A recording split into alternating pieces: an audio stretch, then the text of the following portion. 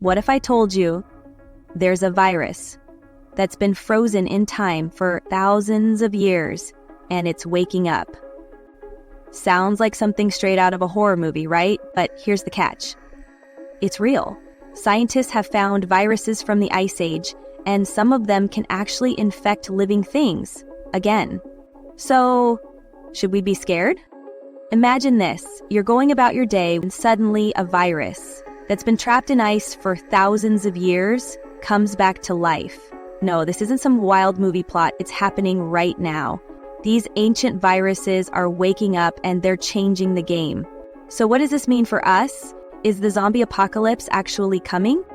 Now, don't panic. It's not all doom and gloom yet, but today we're going to dive into one of the coolest and creepiest things scientists are studying. Ancient viruses trapped in ice, thousands of years old, are starting to thaw. And we're left wondering, are we ready for what they might bring with them?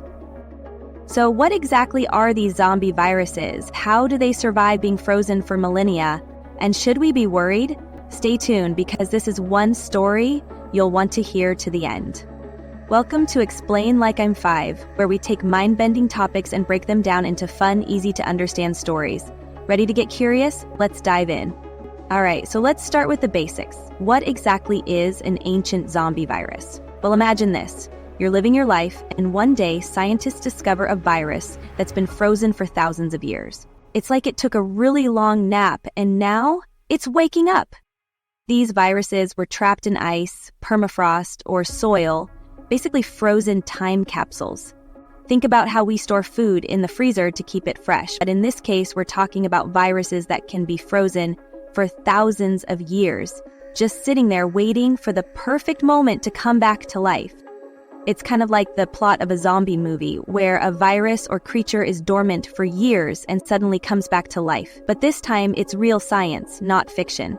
One example, scientists found a virus that was 300,000 years old, trapped in Siberian permafrost. And when they thawed it, it could still infect organisms. Now, don't go thinking we're all about to turn into zombies. Just like in those movies, where creatures stay hidden underground, these viruses have been hiding in frozen places, waiting to be released. So, how exactly are these ancient viruses waking up? Well, it's all thanks to a little thing called global warming. As the Earth gets warmer, ice and permafrost are starting to melt.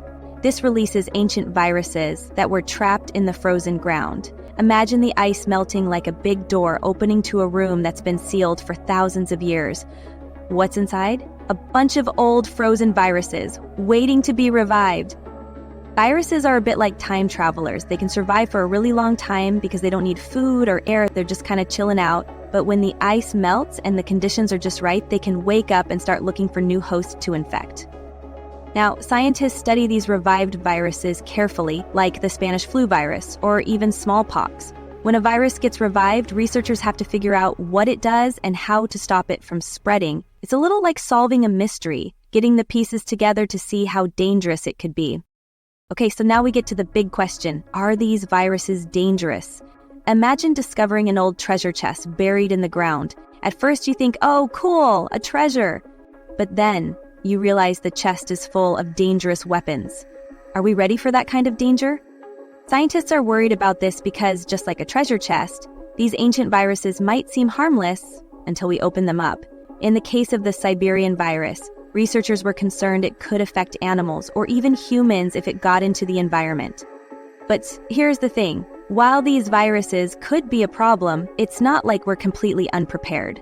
We've faced big pandemics before, like the Spanish flu, and scientists have learned a lot about how viruses work and how to stop them. So we're not helpless in the face of these ancient threats. So what are scientists doing to handle this? First of all, they're studying these ancient viruses in controlled environments. Think of it like setting up a super secure lab where they can figure out what the virus does without risking an outbreak. These scientists have super strict safety protocols to make sure the viruses don't escape. It's like having a superhero team who's trained to handle dangerous situations. They know exactly what to do to keep everyone safe.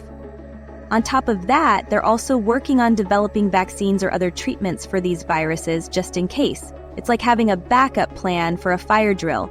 If anything goes wrong, they're ready to handle it.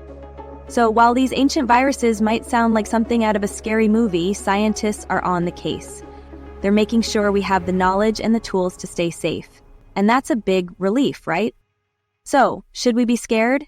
Well, while ancient zombie viruses are certainly intriguing and a bit scary, they're not as big of a threat as they might seem. It's kind of like a thriller movie plot, but with real-world heroes in lab coats working to keep us safe.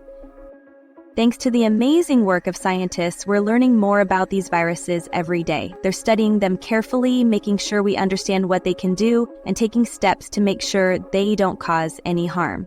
So, while the idea of a zombie virus sounds like something out of a science fiction film, the chances of an actual zombie apocalypse are pretty low.